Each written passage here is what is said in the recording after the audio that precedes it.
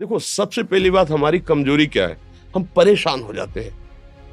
संसार में देखो तो परेशान, परमार्थ की तरफ देखो तो हम परेशान हो। ये हमारा आदत स्वभाव बन गया परेशान होना।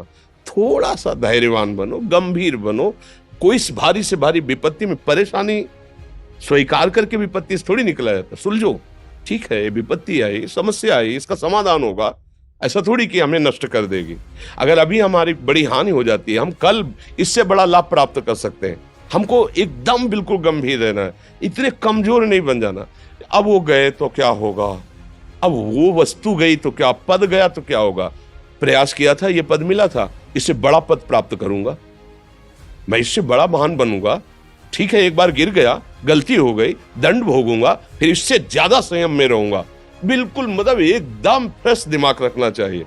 पर अपने लोग क्या है, जरा सी बात में एकदम पछड़ा कर लेते हैं, एकदम कमजोर हो जाते हैं। ये बिल्कुल ठीक नहीं है। हम जीवन भर की यात्रा की बात कह रहे हैं, भारी से भारी कष्ट में भी मुस्कुराना, तो हमें बल मिला है, हमें भगवान की कृपा का दर्शन हुआ है, हमें उनका दुलार दिखाई दिया है। अगर ऐसे तो भाग जाते, फिर परमार्थ में थोड़ी चलना होता है। आज जो आप सुन करके लाभ लेने की चेष्टा कर रहे हो ना, ये केवल प्रवचन नहीं है, ये जीवन है। अगर ये जिए ना होते ना, तो ये इसका प्रभाव नहीं पड़ता, फिर वाणी का प्रभाव नहीं पड़ता।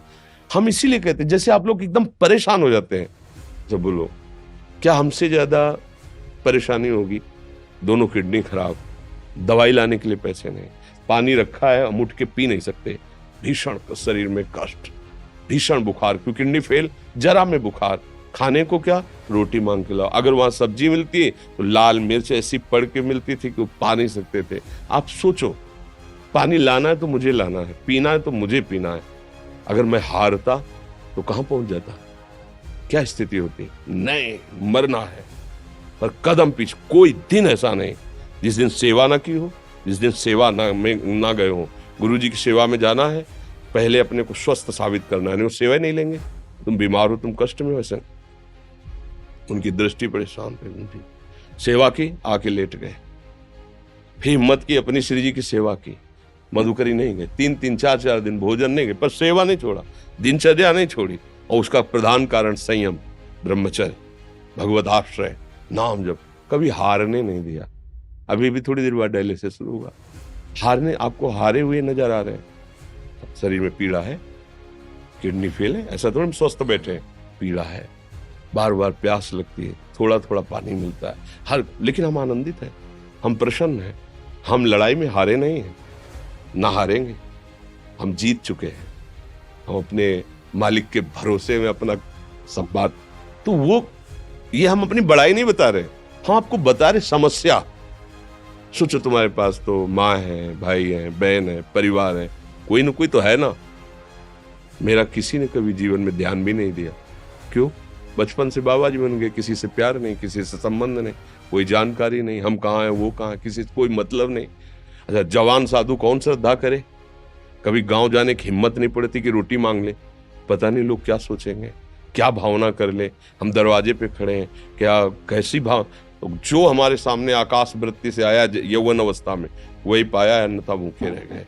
जब हम हर समय अपने को विवेक के द्वारा सावधान रखे, तो हम कभी निराश नहीं हुए, कभी उदास नहीं हुए, कभी ऐसा नहीं लगा कि यार हम दुखी, कभी नहीं लगा। उसी का फल है कि उस सुख का संकेत मिल गया जहां दुख की निशानी भी नहीं है। वही उसी के बच्चे हो, हम सब उसी धातु से बने हुए हैं। हम इतना क्यों परेशान हो जाते हैं? हम ये देखते हैं, अपने लोग थोड़ी बात बिगड़ गई परेशान, नहीं बिगड़ी तो बिगड़ जाने की संभावना में परेशान है। आज सुख है, लेकिन कल सुख छिन जाएगा तो हम आज के सुख में सुखी ना होकर कल के दुख की आने की संभावना में हम भयभीत हो। मतलब क्या हमारी सोच रह गई? हमको इतना बलवान बनना है कि सुख और दुख दोनों हमको छू न सके। भारी से भारी सुख की व्यवस्था है तो अहंकार नहीं, हर्षित होकर किसी का अपमान न करे कि हम धनी, हम पदाधिकारी, अमुक। भारी से भारी दुख आया तो हमें किसी के सहयोग की जरूरत नहीं, हम फिर अपने कदम बढ़ाएंगे, हम फिर जुड़ी हुई अपनी भावनाओं को सजाएंगे। मस्त जीवन एकदम। तुम अविनाशी के बच्चे हो। शेर का बच्चा भेड़ों के बीच में फंसकर म्यों म्यों बोल रहा है, बस अगर दहाड़ना सीख जाए तो कोई भी उसे परास्त नहीं कर सकता। ऐसे भगवद अंश, तू प्रपंच में फंसकर अपने को इतना दीन क्यों देख रहा है? तू ऐसा है कि भगवान के दिव्यास्त्र में भी ताकत नहीं तेरे को मार सके। तू अविनाशी का अविनाशी बच्चा है। विनाशी भोगों को, विनाशी शरीर को मैं मान के इतना भयभीत, इतना दुख ठीक नहीं। ये सबके लिए, केवल एक के लिए नहीं। आप समझो, आप लोग सोचते हैं हम गृहस्थ होकर भला ऐसी स्थिति कैसे। जनक जी सुखदेव जी के गुरु हैं और राजा हैं, महल है, रानियां हैं, नौकर है, चाकर।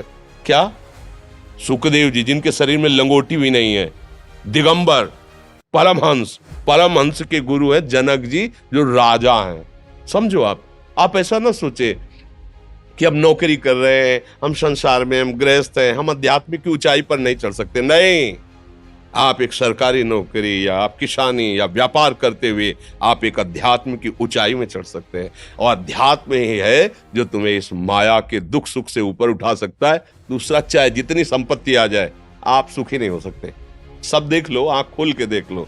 अध्यात्म ही है जो तुम्हें हर कष्ट सहकर मुस्कुराकर जीने का रास्ता बता देगा कि आप आनंदित हो जाओगे। कुछ नहीं बिगड़ा। अध्यात्म है तो कुछ नहीं बिगड़ा, अध्यात्म नहीं है तो कुछ नहीं बना, कुछ हाथ नहीं लगने वाला।